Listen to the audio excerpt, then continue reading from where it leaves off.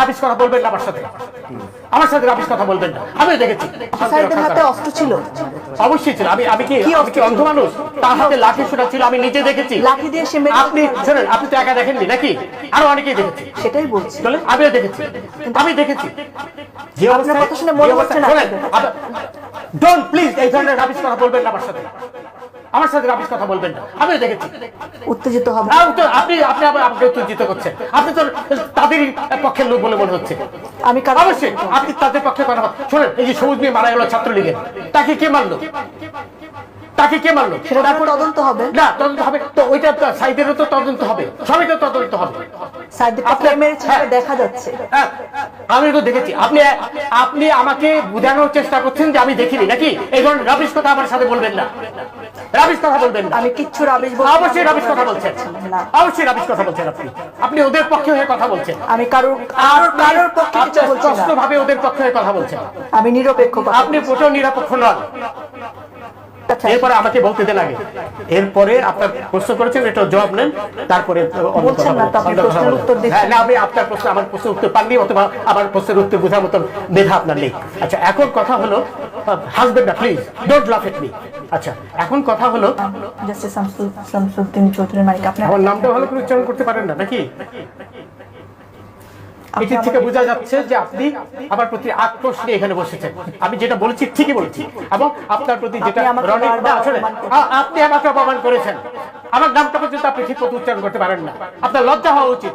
এবং রনি যেটা বললো, আপনি এবং ভাব দেখাচ্ছেন যে আপনি একাই সেই টেলিভিশনটা দেখেছেন। আমি যখন বললাম আমিও দেখেছি, তারপরে আবার আপনি আমাকে বারবার উস্কানি দিচ্ছেন যে আমি দেখেছি কিনা। তার মানে আপনি একাই দেখেছেন, আর কেউ দেখেন। শোনেন রনি, কালকে যে না উত্তেজিত হওয়ার কারণ হচ্ছেন আপনি।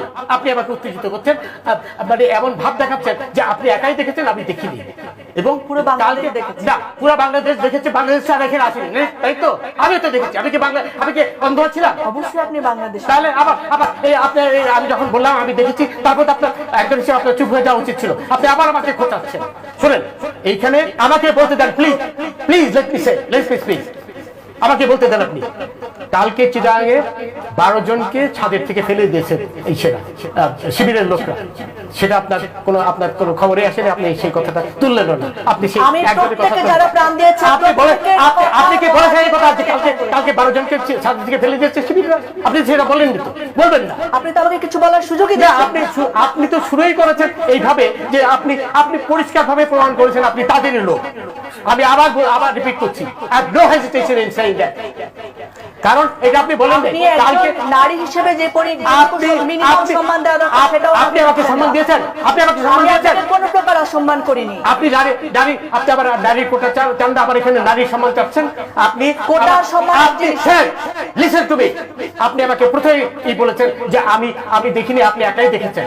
একটি বড় অসম্মান কি হতে পারে? অবশ্যই বলেছেন। আপনি আকার ইঙ্গিতে বলার চেষ্টা করেছেন। আপনি যে তাদেরই একজন, এটা আপনি পরিষ্কারভাবে প্রমাণ করেছেন। আবার বলেন যে নারীর সম্মান। আমার ধারণা আপনার অন্য কোনো কারণে আজকে মন মেজাজ না, আমার মন মেজাজ তো খারাপ হবেই। রাজাকাররা যখন 32 আমার উপর ফেলতে পারেন না।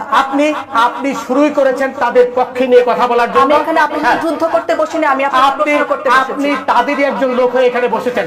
আমি কোনো প্রকার যুদ্ধ করতে, আমি এখানে নিরপেক্ষভাবে বসেছি। আপনি প্লিজ কিপ কোয়েট। আপনি এখানে অ্যাঙ্কার হিসেবে যে নিরাপত্তার দায়িত্ব সেটা আপনি পালন করেননি বলেই আমি উত্তেজিত হয়েছি। আবার নারীর কথা বলছেন আপনি শুরুর থেকেই। এখন এই যে 12 জনকে আপনার ছাদের থেকে ফেলে দিল, এই কথাটা তো বলেননি। এই কথা দিয়ে আপনার শুরু করা উচিত ছিল। সেই 12 জন হাসপাতালে করছে, সেটা দিয়ে আপনার শুরু করা উচিত ছিল কথা। এখন